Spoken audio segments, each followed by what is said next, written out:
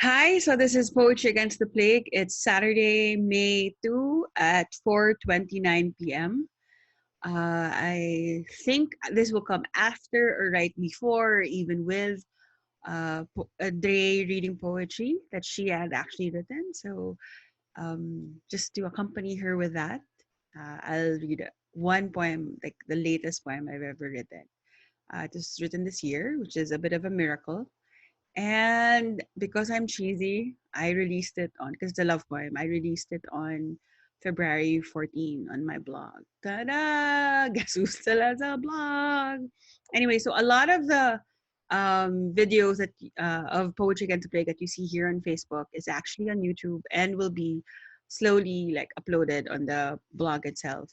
I just want to be able to collect everything because I'm not the only one doing this. There's of course there's XC, um, and I saw a couple more really. So I'll try to put them all together just so that yeah, because that's why not, right? Okay, so going back to the poetry reading, here is so I'll share my screen. There you go. Uh, this is called This I Recognize. So like you can see, February 14. This I recognize. A gasp, a sharp intake of breath. The whispered apology, the odd giggle, the relief of laughter. But my name on your lips, every breathless plea seems new. Music playing from the other room, nothing rushing or urgent, even as we search, we find ourselves. A sigh. My mouth, my body, your skin, the back of your neck.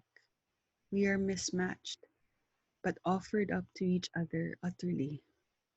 Here, take me completely.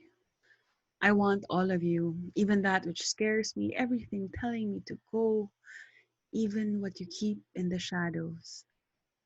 I have been looking for who you are in the dark, what you so carefully shield from view. I acquiesce, close my eyes, my palms outstretched. I can only touch light. To my skin, what you hide is luminous. To my lips, only glorious light. But in our plainness, in this everyday union, everyone talks about the love of a lifetime. Ours, my love, is a tenderness of the daily, a mundane vow done for an eternity of Mondays. What I am, it is all for thee. Good morning. May I share your life with you today? So it's up on my blog, and yeah, maybe it might be one of the last love poems I'm going to be writing for a long time. I think I realized that because I purposefully have stopped. If you've ever read any of my poetry, you might have seen that a lot of it was about dealing with my mom's death and a period in my life which was very dark. So, and I wanted to walk away from that and try to go back. I think one of the things you hopefully learn when you grow as a writer is yeah, the emotions are important, and perhaps and like when we think of as inspiration or whatever, but to truly be a writer, form becomes an important thing, and it's something that uh, uh, Larry likes to talk about, how it doesn't just have to be drama.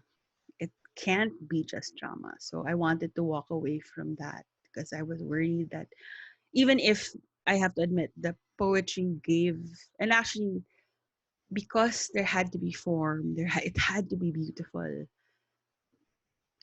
You would have to actually, adhere to some form, and that helped shape the emotion as much as it shaped your perception of it, if that makes sense. So, yeah, I think and I no, what I meaning to say that poetry in itself actually it did help me get through a very dark time in my life, uh, and so which is why I chose to, and wanted to stop writing about that first, and because it was just like emotion and I would just try to read it in. But what if you try from really come from a distance? And since I haven't really been in a romantic relationship for a very long time, love became a topic that I could talk about without like real risk or so. And yeah, I mean, because it's so easy, you draw from, and I feel, I mean, I'm probably fall in love with someone at least like what twice a day. So if you can draw from that, right? So and it becomes like a real exploration of form.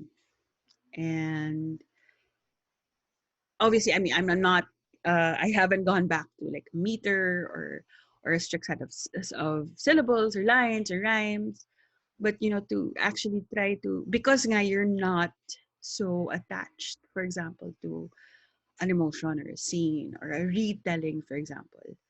You have more, but you're confined because it's a love poem, and from how I write, it's lyric poetry because I talked to and spoke to an unsaid you or unnamed you, uh, and uh, so yun, parang it's easier to pay attention to form in that way. But I think now maybe because I'm older, more confident in who I am, more confident in my writing and in my thinking, which actually what a lot of writing is really. Maybe I can now go back to things beyond love, but without abandoning that I mean, without abandoning love poetry altogether. So please, if you have poetry you'd like to share, and if it's love poetry, go ahead. Please read it. If you'd like us to read it for you, I'll get Missy or myself or Exy to read it, and just tell us and send it to me, and we'll definitely read it. Um, Parang lonely hearts lang, but it helps. Somehow. I mean, I don't know. There's something about the writing which organizes, shapes difficult emotions or dreams or whatever. Uh, when you realize that you are a writer, thinking you realize that you can only really make sense of the world through words. So there. So read your own, or yeah, like I said, send it to us. We'd love to read it. Um, but like I always say, experience something beautiful. It doesn't have to be art. It doesn't have to be poetry. Call someone you care about, or you lust after, or whatever. Just experience something beautiful today. Um, it's been a difficult set of weeks, months for everyone. Obviously, some more than the others, but we're all under this incredible weight. So give yourself that. Thank you. Please keep well. I can't wait to see you after all this. Bye.